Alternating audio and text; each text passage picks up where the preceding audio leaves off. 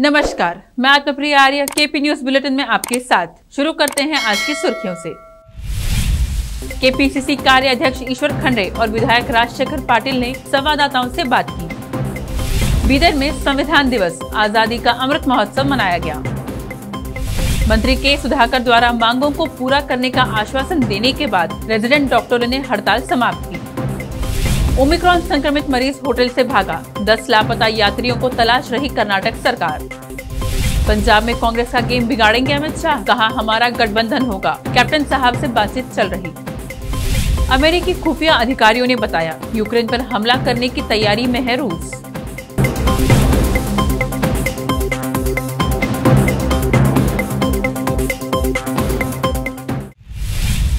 अब समाचार विस्तार से। शुरू करते हैं स्थानीय समाचारों से। बीदर के अक्का महादेवी कॉलेज में आज कांग्रेस पार्टी की प्रेस कॉन्फ्रेंस आयोजित हुई, जिसमें केपीसीसी कार्याध्यक्ष ईश्वर खंडरे, हुमनाबाद विधायक राजशेखर पाटिल, बीदर विधायक रहीम खान, एमएलसी अरविंद अरली और दूसरे उपस्थित रहे। इस अवसर पर केपीसीसी कार्याध्यक्ष ईश्वर खंडरे ने संबोधित किया। उन्होंने कहा कि केंद्र सरकार की ओर से 2018 में सीमेंट कारखाने को मंजूरी दी गई थी। इस संबंध में केंद्रीय मंत्री भगवंत खुबा ने शासककारों और नेताओं को पत्र लिखकर कहा कि राज्य सरकार से जमीन और जरूरी अनुदान न मिलने के कारण सीमेंट कारखाना नहीं बन पाया। इस पर ईश्वर खंडरे ने पूछा कि केंद्र में तुम्हारी सरकार है तो तुमने इस संबंध में जनता को अभी तक क्यों नहीं बताया। ಬೀದರ್ನಲ್ಲಿ 100 ಕೋಟಿ ವೆಚ್ಚದಲ್ಲಿ ಸಿಪೆಟ್ ಘಟಕ ಸ್ಥಾಪನೆ ಕೊಟ್ಟಿದ್ದಾರೆ। ಇವತ್ತಿಗೆ ಅಂತ ಹೇಳಿದ್ರೆ ಇದು ದಿನಾಂಕ 2018ರಲ್ಲಿ ಕೊಟ್ಟಂತದ್ದು 21 ಫೆಬ್ರವರಿ 2018 ಪ್ಲಾಸ್ಟಿಕ್ ಎಂಜಿನಿಯರಿಂಗ್ ಹಾಗೂ ತಂತ್ರಜ್ಞಾನ ಸಂಸ್ಥೆ ಘಟಕವನ್ನು ಸ್ಥಾಪಿಸಿ ಅದರ ಆರಂಭಕ್ಕೆ 100 ಕೋಟಿ ರೂಪಾಯಿಗಳ ಅನುದಾನ ಕಲ್ಪಿಸಿಕೊಡುವುದಾಗಿ ಕೇಂದ್ರ ರಾಸಾಯನಿಕ ಮತ್ತು ಗೊಬ್ಬರ ಸಚಿವ ಅನಂತ್ ಕುಮಾರ್ ತಿಳಿಸಿದರು। ಆಯ್ತಪ್ಪ, ಇವತ್ತು ಮಾನ್ಯ ಭಗವಂತ್ ಕುಮಾರ್ ಅವರು ನಮಗೆಲ್ಲ ಒಂದು ಪತ್ರ ಬರೆದಿದ್ದಾರೆ। ಏನ್ ಪತ್ರ ಬರೆದಿದ್ದಾರೆ? ನವೆಂಬರ್ನಲ್ಲಿ ಕಲ್ಯಾಣ ಕರ್ನಾಟಕ ಪ್ರದೇಶ ಅಭಿವೃದ್ಧಿ ಮಂಡಳಿ ಕ್ರಿಯಾಯೋಜನೆ ರೂಪಿಸಲು ಅತ್ಯವಶ್ಯಕವಿರುವ ಬೃಹತ್ ಯೋಜನೆಗಳ ವಿವರಗಳನ್ನು ಸಲ್ಲಿಸುವ ಕುರಿತು ಅದರಲ್ಲಿ ಹೇಳ್ತಾರೆ, 3 ವರ್ಷಗಳ ಹಿಂದೆ ಬೀದರ್ ಜಿಲ್ಲೆಗೆ ಕೇಂದ್ರ ಸರ್ಕಾರದಿಂದ ಸಿಪೆಟ್ ಕೇಂದ್ರ ಮಂಜೂರಾಗಿರುತ್ತದೆ।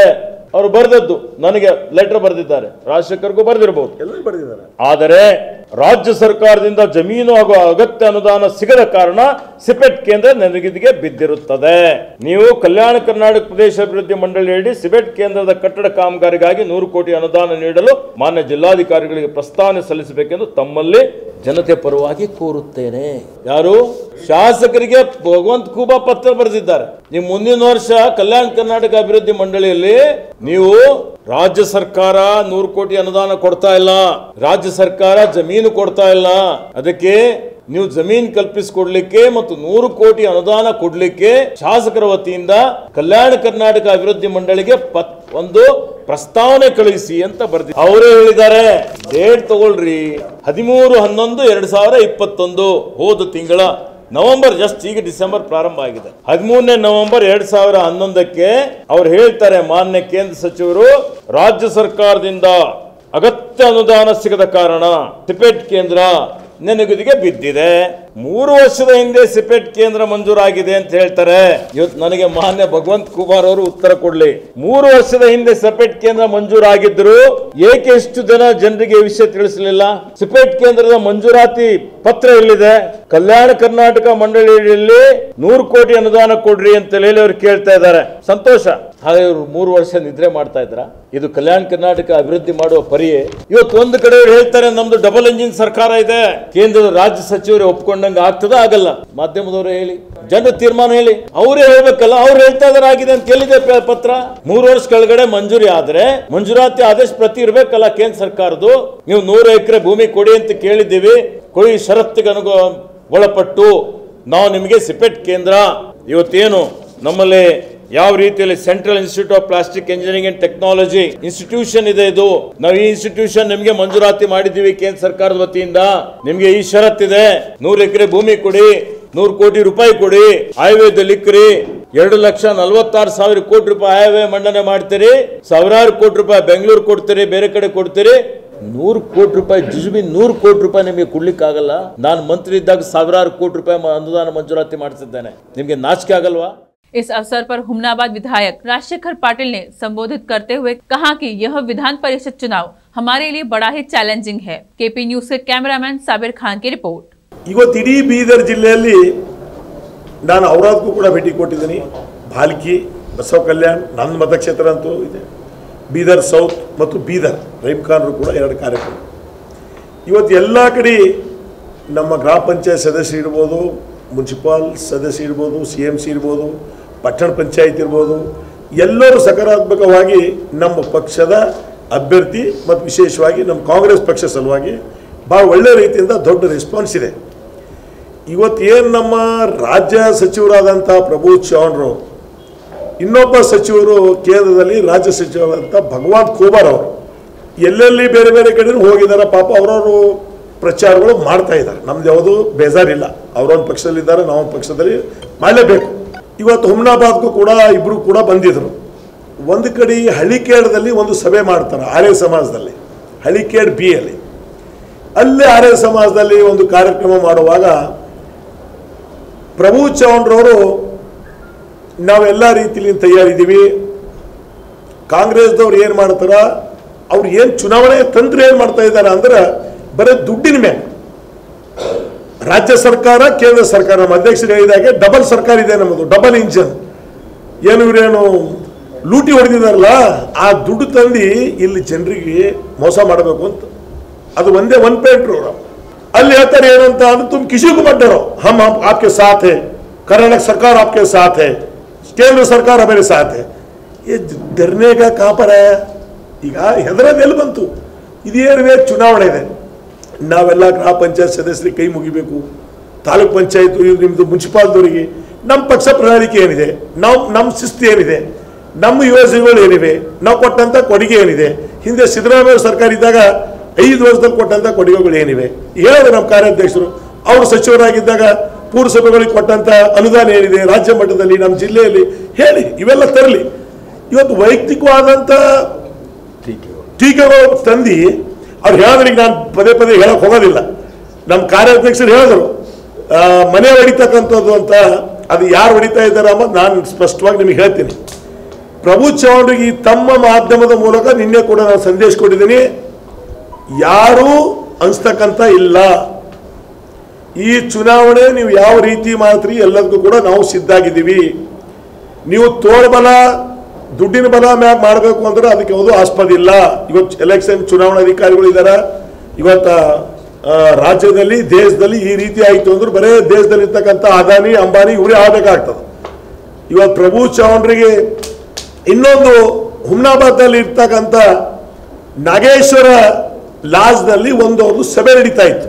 ಭಾರತೀಯ ಜನತಾ ಪಕ್ಷದ ಸನ್ಮಾನ್ಯ ಖೂಬಾರ್ ಇದ್ದರು ಮತ್ತು ಇವರು ಇದ್ದರು.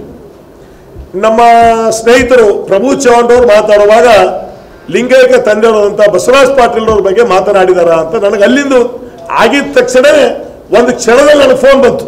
ಅವ್ರ ಪಕ್ಷದ ಒಬ್ಬ ಮುಖಂಡರು ನನಗೆ ಫೋನ್ ಮಾಡಿದ್ರು, ಇಲ್ಲ ಈ ರೀತಿ ಮಾತನಾಡ್ತಾ ಇದ್ದಾರ, ಇದು ಸರಿಯಲ್ಲ, ಇವತ್ತು ಅವ್ರು ಇಲ್ಲ ನಮ್ಮ ಮಧ್ಯದಲ್ಲಿ, ಅವ್ರ ಬಗ್ಗೆ ಇವ್ರು ಯಾಕೆ ಮಾತಾಡಬೇಕು ಅಂತ ಅವ್ರ ಪಕ್ಷದ ಹೇಳಿದ್ರು.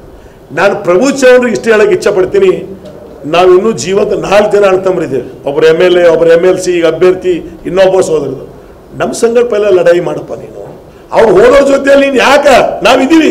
ಅವ್ರ ಬಗ್ಗೆ ನೀನು ಬಸವರಾಜ್ ಪಾಟೀಲ್ರವ್ರು ಯಾವಾಗ ರಾಜಕೀಯ ಪ್ರಾರಂಭ ಮಾಡಿದ್ರು, ಇವನು ಮುಂಬೈದಲ್ಲಿ ಗುಜರಿ ಕೆಲಸ ಮಾಡ್ತಾ ಇದ್ರು, ಇವನಿಗೆ ಗುರ್ತಿಲ್ಲ.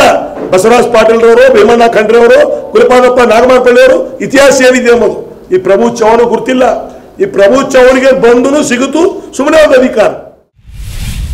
पशु चिकित्सा और मत्स्य विज्ञान विश्वविद्यालय बिदर, अनुसूचित जनजाति सेल और कॉलेज ऑफ मेडिसिन विश्वविद्यालय के मानद चांसलर पंडित ने कार्यक्रम का उद्घाटन किया। विश्वविद्यालय प्रबंध बोर्ड के अध्यक्ष और अनुसूचित जनजाति की उप समिति के अध्यक्ष दीपक डोदया ने संविधान में निहित बुनियादी लोकतांत्रिक अधिकारों के बारे में विस्तार से बात की। बोर्ड ऑफ डायरेक्टर्स के सदस्य भोजाई अनायक ने कहा कि देश को स्वतंत्र हुए 75 साल हो गए हैं और हम सभी को संविधान की अवधारणा के अनुसार चलना चाहिए।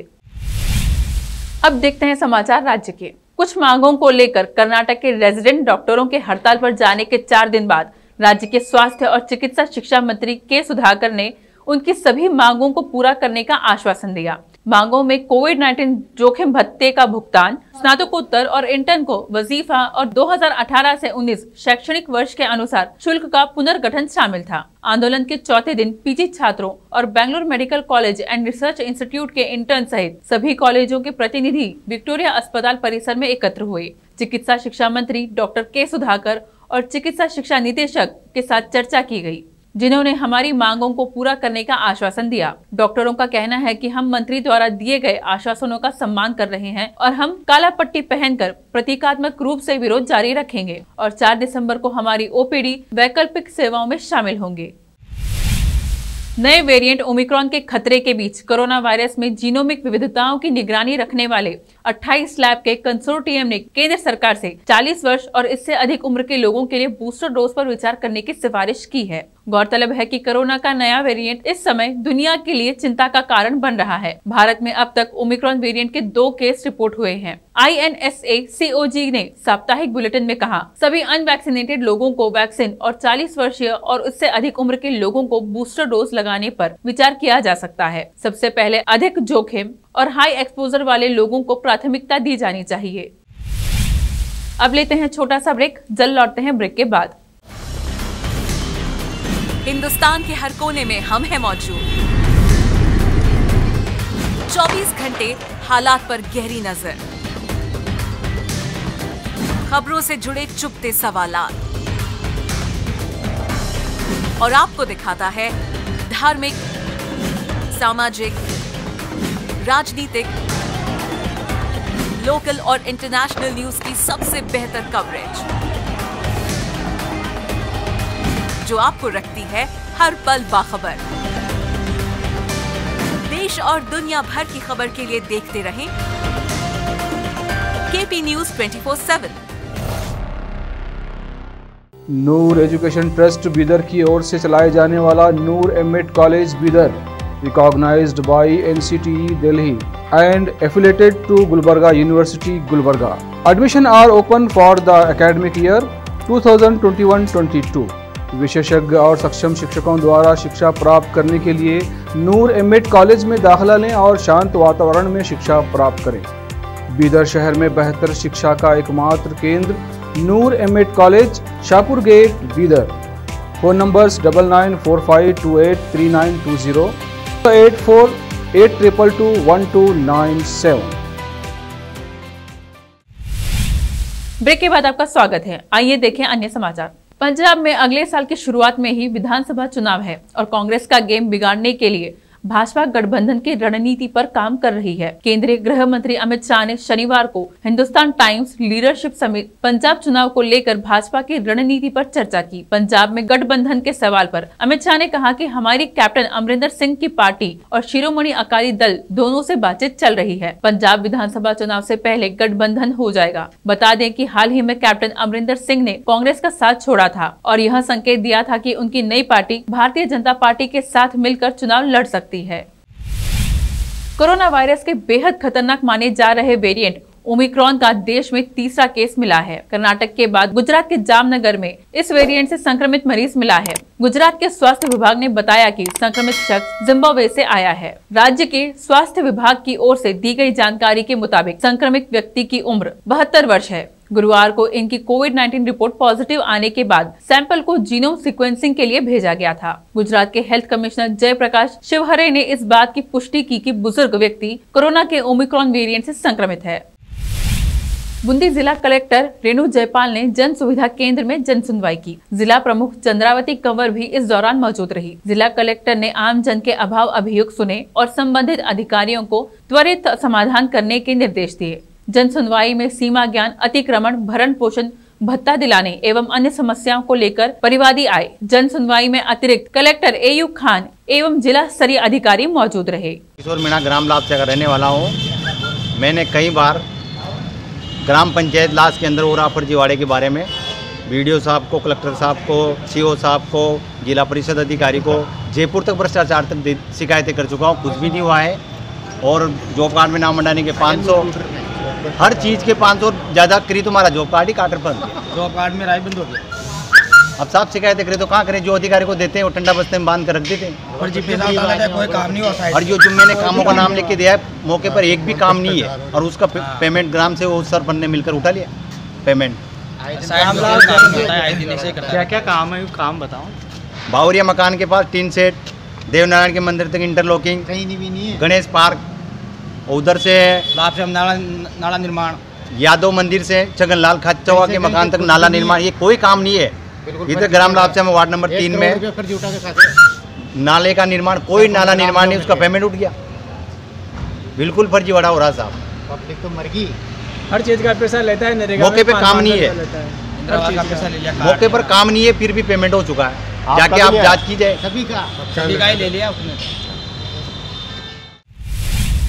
सिवान के लाल प्रिंस सिंह राजपूत की भोजपुरी सिनेमा में एक और बड़ी फिल्म भोजपुरी मेगा स्टार और गोरखपुर के सांसद रवि किशन के मोस्ट फेवरेट शूटिंग स्पॉट बन चुके हैं उत्तर प्रदेश गोरखपुर जिला में। आज से बाहुबली फेम फिल्म अभिनेता प्रिंस सिंह राजपूत और पायस पंडित की भोजपुरी फिल्म तेरे इश्क में की शूटिंग शुरू हो चुकी है। यह फिल्म बेहद रोमांटिक है और इसकी शूटिंग बेहद भव्यता के साथ की जा रही है। इस फिल्म के निर्माता गोरखपुर निवासी अवधेश कुमार सिंह है और निर्देशक अजय कुमार है। प्रिंस सिंह राजपूत के साथ अजय कुमार की यह चौथी फिल्म है। फिल्म के लिए बेहद तैयारियां भी की गई हैं और तब जाकर आज से इसकी शूटिंग जोर शोर से शुरू हुई है। केपी न्यूज के लिए संत कुमार गोस्वामी की रिपोर्ट। सरकार ने माना राशन डीलरों को कोरोना योद्धा। राजस्थान के मुख्यमंत्री अशोक गहलोत के संवेदनशील निर्णय की हो रही प्रशंसा। कोरोना काल में काल कलावित राशन डीलरों को मिलेंगे 50-50 लाख रुपए। फेडरेशन के अध्यक्ष मदन गुर्जर की मेहनत रंग लाई है। इस अवसर पर लोकसभा स्पीकर और पाटन विधायक सहित जिला प्रशासन का आभार व्यक्त किया है। राजस्थान के अलवर सिलीसेठ झील में तैरता मिला युवक का शव। किशनगढ़ बास निवासी के रूप में हुई मृतक युवक की पहचान। अलवर सिलीसेठ झील बन चुकी है मौत का पॉइंट। इससे लोगों में एक खौफ का माहौल पैदा हुआ है। अलवर राजस्थान से युवराज शर्मा की रिपोर्ट।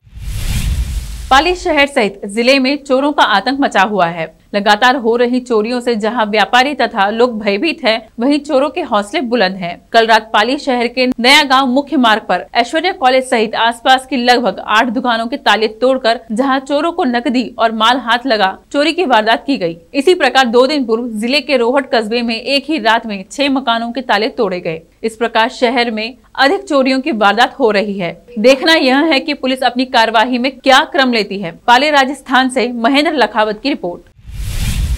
यूक्रेन को लेकर अमेरिका और रूस के बीच तनाव बढ़ता जा रहा है। हाल ही में अमेरिकी राष्ट्रपति जो बाइडेन ने रूसी राष्ट्रपति व्लादिमीर पुतिन के यूक्रेन में सैन्य कार्रवाई को बेहद मुश्किल बनाने का संकल्प लिया है। बाइडेन ने यूक्रेन को लेकर रूसी उकसावे के बारे में लगातार चिंता जताई है। उन्होंने कहा कि हमारा मकसद यूक्रेन में रूसी आक्रमण को रोकना है। अमेरिका खुफिया अधिकारियों की माने तो रूस 2022 की शुरुआत में यूक्रेन पर सैन्य आक्रमण कर सकता है। खुफिया रिपोर्ट्स के मुताबिक रूस 1.75 लाख सैनिकों को तैनात करने पर काम कर रहा है। इन सैनिकों में से आधे पहले से ही यूक्रेन सीमा पर तैनात कर दिए गए हैं।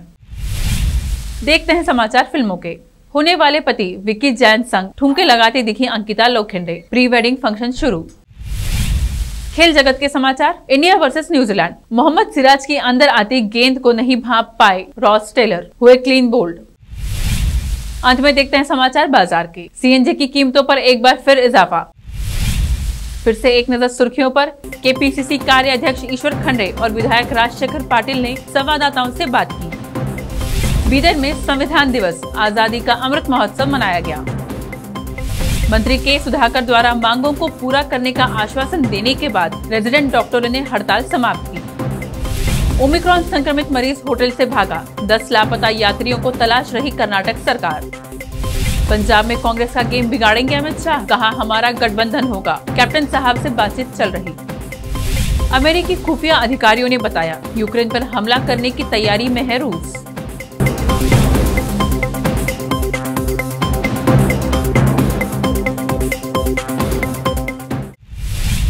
केपी न्यूज से फिलहाल इतना ही। समाचारों के लिए जुड़े रहिए केपी न्यूज 24/7 से। फिर मिलेंगे कुछ और समाचारों के साथ। धन्यवाद।